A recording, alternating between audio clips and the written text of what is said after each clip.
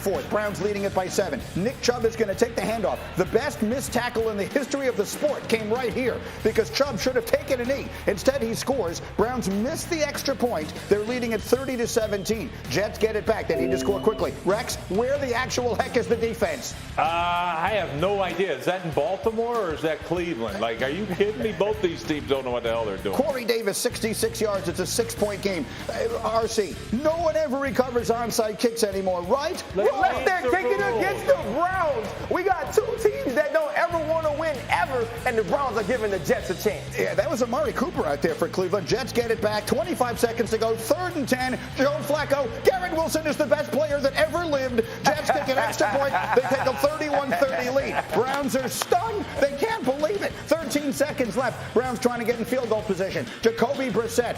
Ashton Davis only played 1 snap in this game, and he intercepts that pass and then does the right thing. He takes the knee Nick Chubb didn't take. Joe Flacco throws 4 touchdowns. Jets win at 31-30 in one of the greatest, most extraordinary comebacks in the history of that franchise. And I'm telling you right now, it was a level of excitement for the Jet fans, and Rex, you felt it too. Oh my goodness, it was a level of excitement for fans of that team, and there are lots of us, and we are long suffering. I have not felt that way since you were the coach. That's been that long since they had a win that felt like that. Oh, my God. I mean, there's no way. They had a 0.1 chance to win the game. Yes. 0.1 chance. Well, guess what? They won it. And nobody needed it more than Robert Saleh because he went out there and he said, I'm taking receipts. Yes. Why? The message was to his locker room, saying that, man, I believe in it. I'm going to put myself out there, and I believe in it. And this team had no quit or whatever. That Garrett Wilson, by the way, is a young stud. And to me, I look at the Jets. I'm watching this game, and I see these two teams, the Browns, man, remember they were up here. Everybody's so high on them 2 years ago. I think these two teams are going in opposite directions. I think the Jets are going this way, and the Browns are going this way. And I will say this, to Nick Chubb, all right, I made the same mistake in a playoff game with Sean Green when I never told Sean Green. Because you're sitting back saying, man, we're kicking their butts. You don't assume you're going to miss a dang extra point.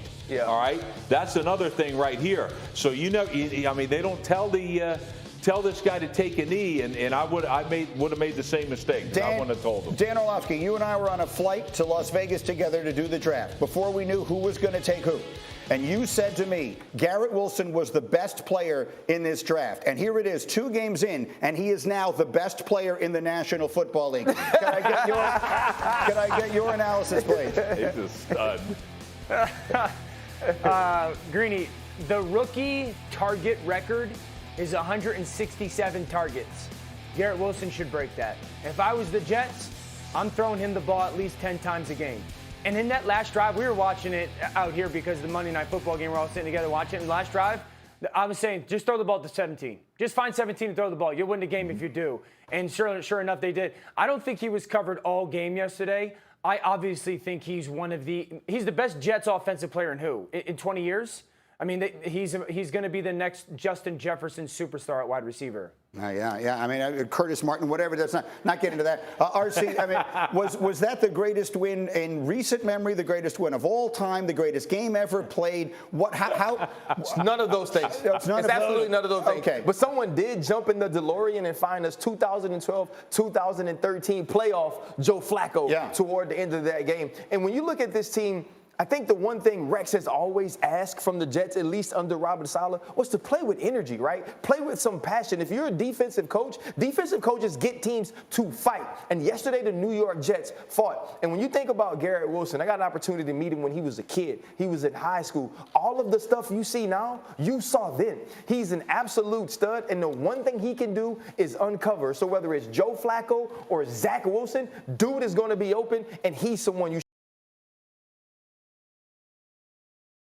should get the ball to. They should have Zach Wilson back in a couple of weeks. All right, we have 2 Monday night games. You see that Dan is in Buffalo. He's getting set for Titans and Bills. That kicks at 7. It's like the guy that played against Minnesota last season. 7-0. How about them Cowboys later in the quarter? Rex, how about Micah Parsons? Yeah, let's talk about that rush, and not Cooper Rush, but the This kid right here is as good as it gets. 2 sacks. Freakazoid. Hit the quarterback 5 times yesterday. Then it's Tony Pollard. We've been waiting to see him get involved, and RC, he did. Listen, Tony Pollard is what they call in the NO fast, because we don't say very. Watch the explosion, gets him to the 1-yard line. And then he punches it in. And so the Cowboys have a 14-3 lead. Now they're trying to hang on. 4th quarter. Bengals down 17-9.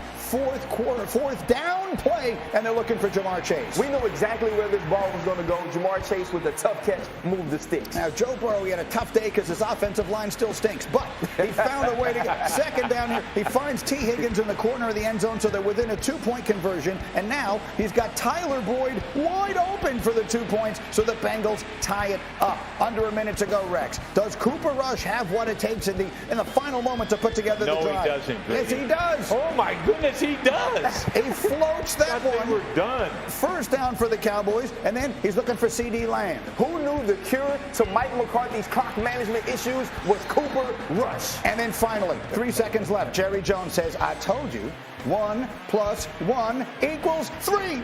Those 3 from Brett Maher. 50 yards for the win. I didn't think it was good, but it was. Cowboys win it 20-17. Micah Parsons, they win. We've just been through so much as a team with injuries and one person going down, another person going down, and, you know, all the whispers, the Dallas Cowboys this, the Dallas Cowboys. But, you know, we just bought into each other and said, you know, F what everybody else think. This is about us. And I think we came out here and proved that. I love it. Everybody at this desk reacted when Micah Parsons said that. You guys, Danny, I'm coming to you in a sec, but you loved what he just said. Absolutely loved it.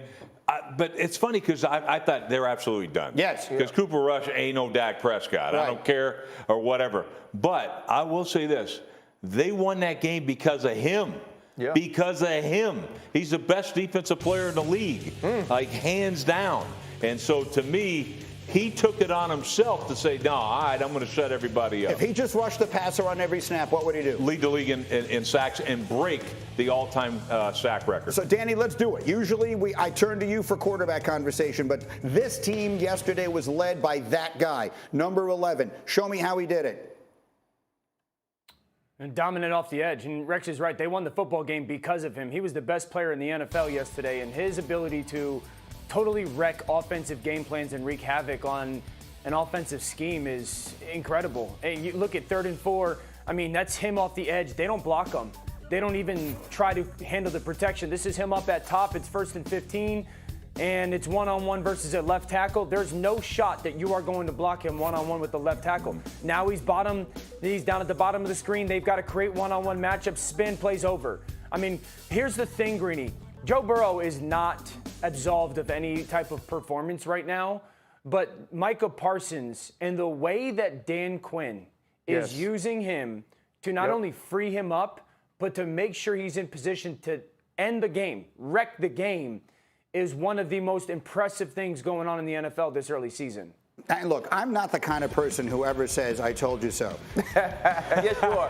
Who am I kidding? I'm exactly that person who tells you that. Honestly, I had Rex telling me, Marcus Spears telling me, everyone, Cowboys are dead, Cowboys are dead. The Cowboys have life through week 2. Greeny, this is what we know about you. You've been a Jets fan your whole life. Yes. You're nothing if not optimistic, right? Because you would have jumped out of the window if you weren't. That's right. And you also want the show to continue and us to be able to talk about the Dallas Cowboys. Right. But you were exactly right. Maybe the Tampa Bay Buccaneers defense is a little better than we thought, and that's why the Dallas Cowboys didn't perform last week. There's no pass rusher in the league that has as many pass rusher wins as Micah Parsons, and it's not his full-time position. When you think about what this team was able to do defensively, it shows the next step in the progression of who Dan Quinn is as the defensive coordinator of this team. And yesterday they played with passion, they played with heart, and Cooper Rush came out, and I believe he actually gave them a lift. Sometimes when you go to the backup, the rest of the team understands they have to take a step up. We got to block better. We got to rush better. We got to catch the football better. And we saw all of those things from the Dallas Cowboys. This is one of the biggest and best games they played.